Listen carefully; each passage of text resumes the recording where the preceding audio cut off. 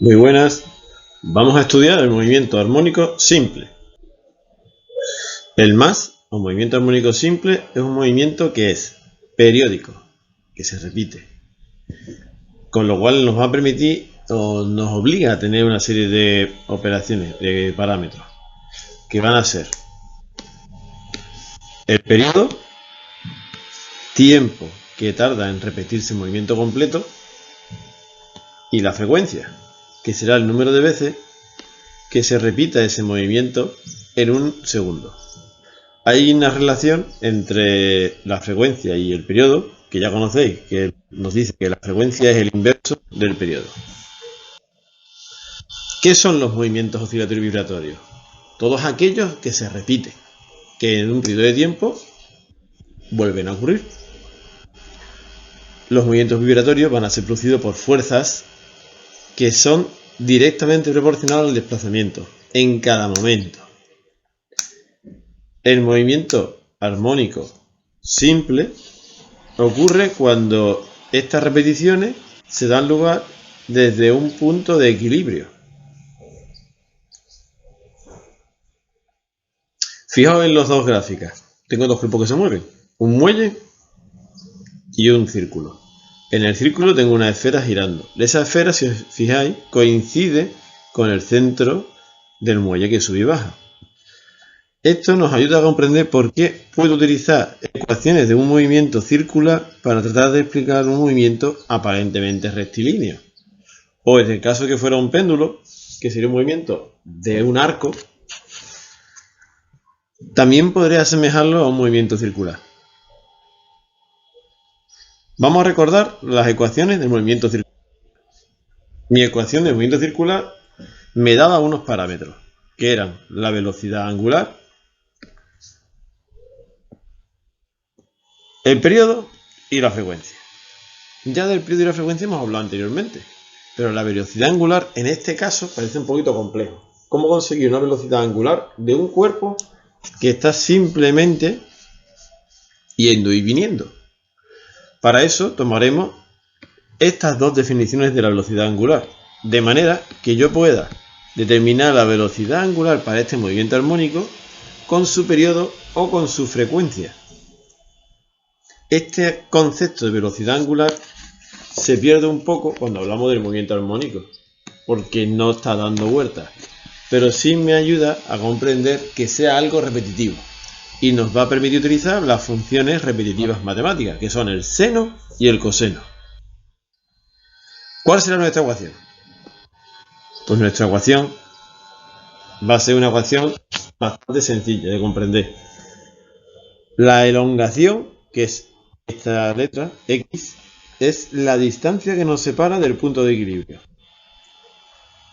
Y va a ser siempre igual a la amplitud, que es la distancia máxima, por una función seno o coseno, y dentro de esa función tendremos nuestra variable que nos indica la velocidad con la que está ocurriendo esto, que es la velocidad angular por el tiempo, más phi sub 0. Phi sub 0 sería como en dónde se ha empezado a dar este movimiento.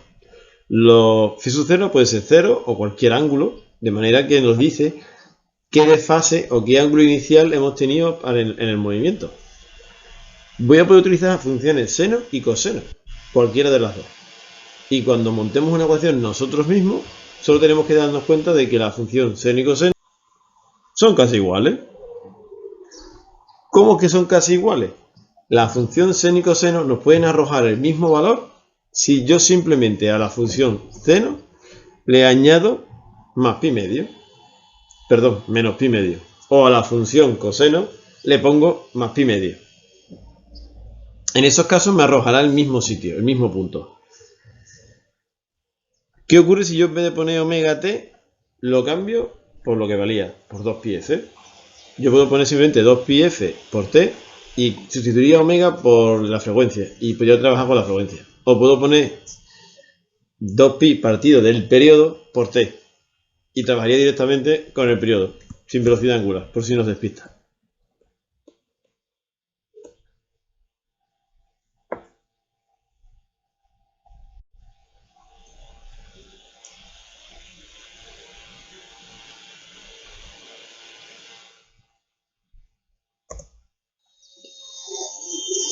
Vamos a lo siguiente, determinar la velocidad.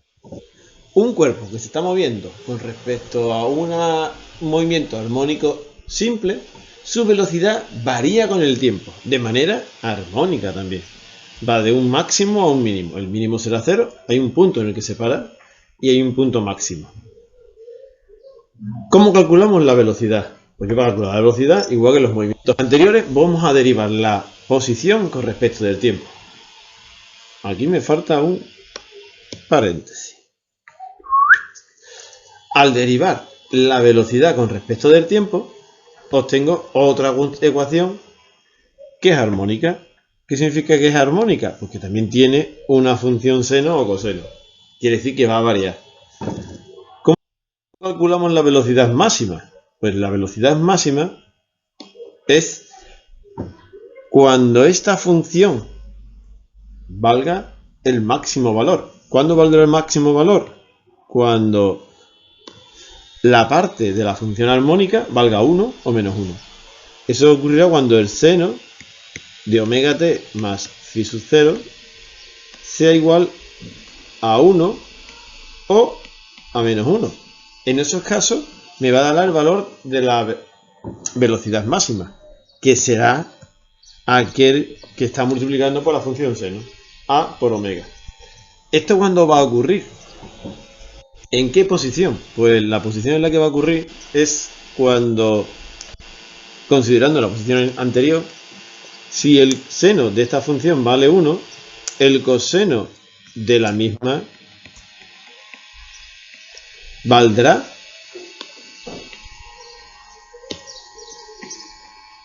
0. 0 por la amplitud me está diciendo que se encuentra en el punto 0, en el punto de equilibrio. En el punto de equilibrio tendremos la velocidad máxima. Posición 0. Y ahora, para calcular la aceleración, igual que hemos hecho antes con la velocidad, vamos a derivar la velocidad con respecto del tiempo y tendremos la aceleración. La derivada de esta función es muy sencilla. La derivada del seno será el coseno. Siempre recordando que de seno al derivarlo me da menos coseno. Lo que está fuera de la función se queda igual. Y ahora, lo que estaba dentro de la función lo copiamos. La derivada de omega t más phi es omega, que sale fuera de la función, con lo cual omega por omega me queda omega al cuadrado. Y ya tengo la derivada de la aceleración. La derivada de la aceleración, si la comparamos con el vector posición que había al principio,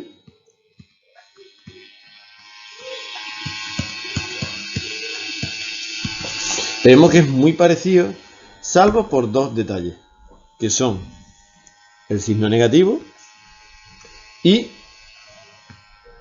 la velocidad angular al cuadrado multiplicando a la amplitud. Estos dos aspectos nos dicen que, por un lado, la posición y la aceleración son proporcionales, pero la aceleración tiene un sentido contrario al movimiento que se está dando en ese momento. Además, contrario siempre a la velocidad. Por otro lado, la aceleración se va a multiplicar, sería tomar la posición multiplicada por la velocidad angular al cuadrado. ¿Cuándo tendremos la aceleración máxima? Pues tendremos la aceleración máxima en los puntos de máxima elongación. O sea, voy a tener mi aceleración máxima, que será igual a omega al cuadrado, ese valor máximo de la aceleración, en dos puntos. Cuando x sea igual a la amplitud y cuando x sea igual a la amplitud en el sentido contrario. En los dos puntos de máxima elongación tendremos la máxima aceleración. En esos puntos da la casualidad que tendremos una velocidad igual a 0.